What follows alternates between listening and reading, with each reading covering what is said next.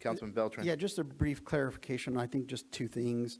One thing that you had addressed, and I appreciate, it was a great report, great outlook from past and present and future.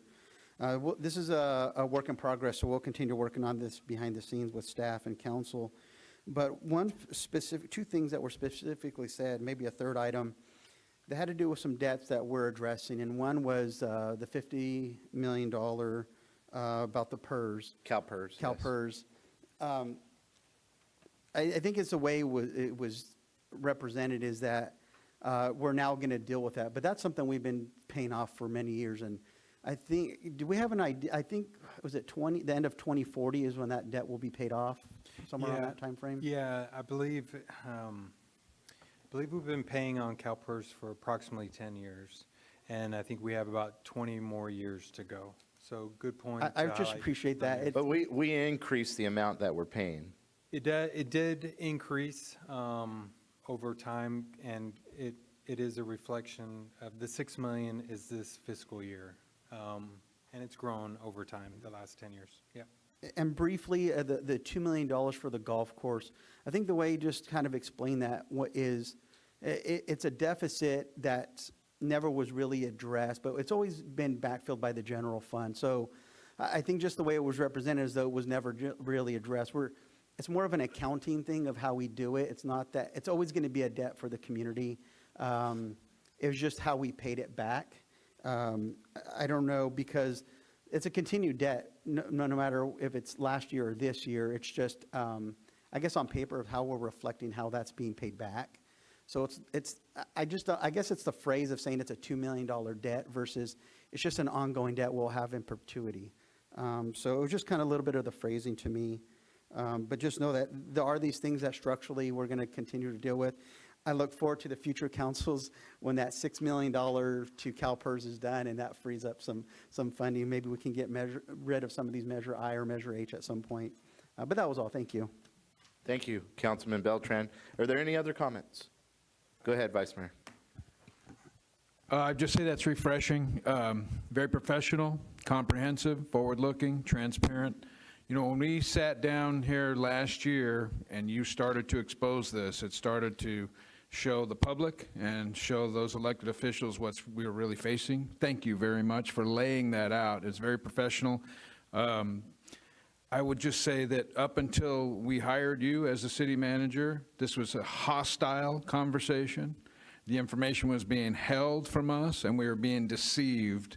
And that needs to go on the record. And to say that there's it's okay to just have the golf course not paid for 10 years, it's just some accounting figure, is completely misrepresenting what that is. The deceitful accounting practices that gave us this 30-year payback on the golf course need to be made public and need to be made real. What they did there was inappropriate, it was unethical, and they hid it from the public. We have people that are coming in here, including myself, that are wondering what's been going on in our city for the last 15 and 20 years, and that is one of those things that we should have never been doing. It was never caught in the audit.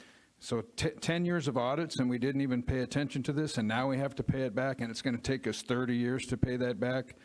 I think that's a big problem. I'm not going to gloss that over. That's a problem that we're now facing.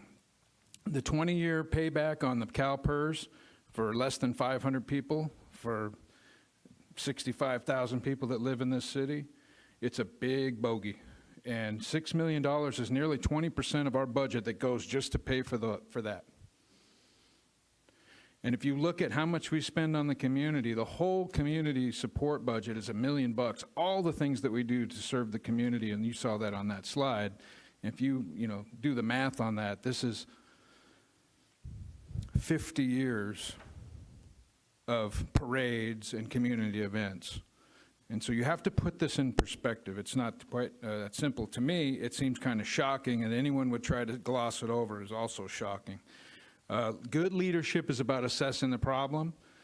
I applaud you, Mr. City Manager, because it's taken some time to get at this. I know you've been working on this diligently for more than a year, and we're still finding issues.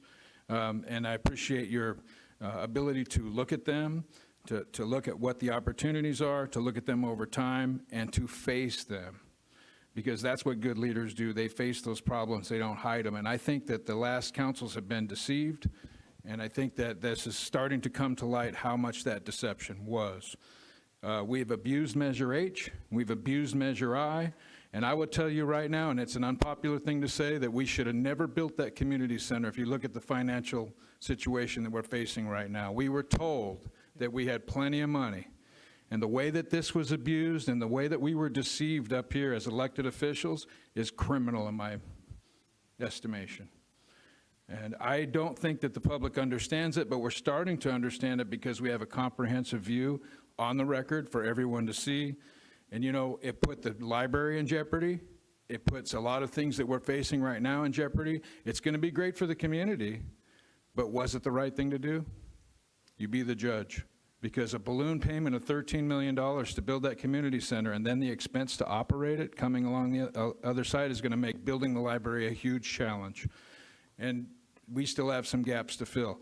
Put in perspective those things, but Richard Tree, staff, thank you very much for pulling together. It's very easy to see why a whole bunch of people left this city, because they left this mess for all of us. Thank you, Vice Mayor.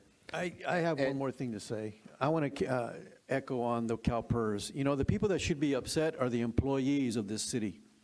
That's who should be upset, and they're not.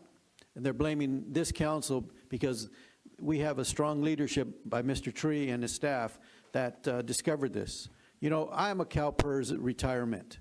If somebody messed around with my CalPERS, I would be up in arms. But these employees here, the city of Porterville, they should be upset at the current, the previous city manager and the previous city manager of that and the finance department, because they let this happen. And that's all I have to say. Thank you. Okay. Thank you, Councilman Rivas.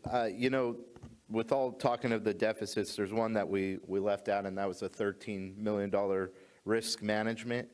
And I know we saw an increase in our city attorney fees. But risk management, and just for clarification, every time we get sued, like say a dump truck rolls over on Orange Street and we get sued, and it goes over $100,000, and we have to pay that deductible of $100,000, that comes out of this risk management fund? That is correct. And one thing that I didn't spend any time talking about is some additional behind-the-scenes adjustments. So to your very point, you referenced an enterprise, but that claim is affecting the general fund.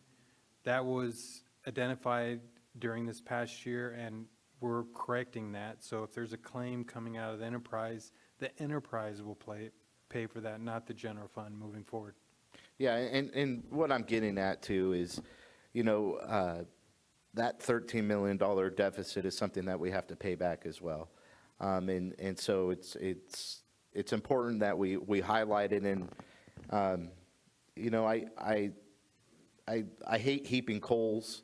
And one thing, the past councils, we should show some grace to, because not all of them were informed on all the information that was going on. And so I think we should not heap so many coals on people's heads when we're addressing some of these things. But that's my opinion. With that, the meeting adjourned.